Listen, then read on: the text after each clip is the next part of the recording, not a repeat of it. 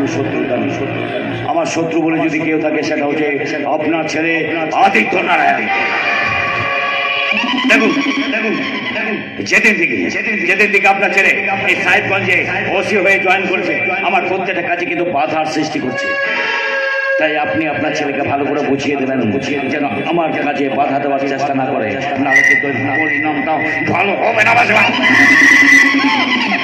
কি করবি তুই? আমার ছেলে আদিত্যকে তুই মেরে দিবি? না না না, সে ক্ষমতা তোর নেই।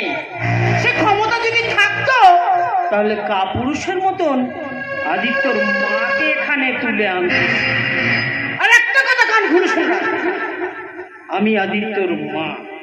তুই আদিত্যকে যতবার মারতে যাবি আমি তোর সামনে বাধা হয়ে দাঁড়াবো। এই মাকে না মেরে তুই আদিত্যকে কখনোই মারতে পারবি না।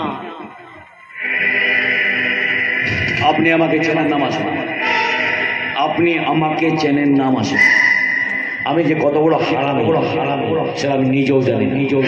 শুনুন, আস্তে আস্তে দিনের বেলা মেয়েদের আমি রেপ করে ফেলি, গর্ভের সন্তানকে নষ্ট করে ফেলি, দিন দুপুরে মানুষ হত্যা করে ফেলি, মেয়েদের স্মৃতির সিঁদুর মুছে দিতে পারে। আর আপনি বাধা হয়ে দাঁড়াবেন, সেই বাধাটাকে আমি কেটে ফেলে দেব। আমি জানি তুই অনেক পাপ কাজ করতে পারিস, কিন্তু তুই মায়ের গায়ে হাত তুলতে পারবি না। কি হলো, দাঁড়িয়েছিস কেন? তোল মায়ের গায়ে হাত তোল। আমি তো দাঁড়িয়ে আছি। মার মার আমাকে, মার আমাকে। চলে যান, দেখি চলে যান, তোর কত চলে যান, মাথা গরম করবেন, চলে যান, মাথা গরম করবেন, মাথা গরম করবেন।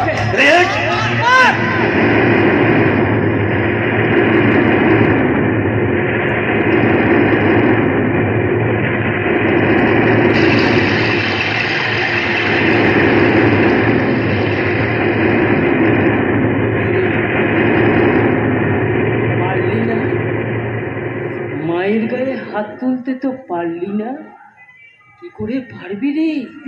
ওরে গজেন্দ্র, এখনো যে তোর মধ্যে বিবেক মনুষ্যত্বটা একটু হলেও বেঁচে আছে, সেই জন্যই তো তুই পারবি মায়ের গায়ে হাত তুলতে।